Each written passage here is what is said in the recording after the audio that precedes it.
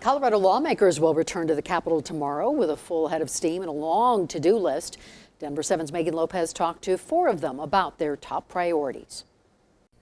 After a nearly month-long recess, next week Colorado lawmakers say they're ready for the real start to the legislative session.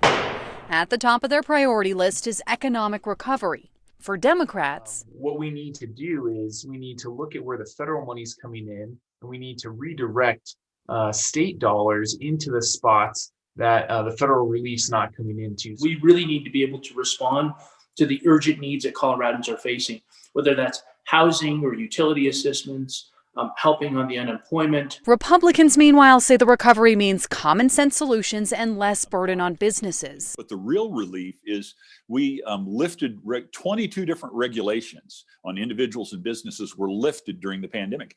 Perhaps those 22 regulations that were lifted during the pandemic should stay off. Another big topic this session, once again, will be transportation. We have not fixed our transportation funding system in nearly 25 years. And so we are far behind other states, and Coloradans know that. Is it adding a fee to the gas tax, which I think the voters just 90 days ago told us they're not really fans of just adding more taxes and calling them fees. Education funding is also likely to come up, another area where Republicans and Democrats agree something needs to be done. They just disagree on what. And so we're going to have to be adaptable. We're going to have to continue to look at the K through 12 system, higher education. We need to have that money go where that student is finding success. And after major police reforms last session, even more proposed changes this time around. That it's not always just a response by law enforcement. A lot of times it'll be a mental health professional or a social worker,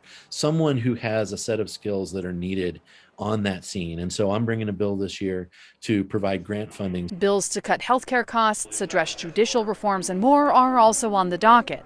So brace yourself, because it's going to be a very busy session. Megan Lopez, Denver 7.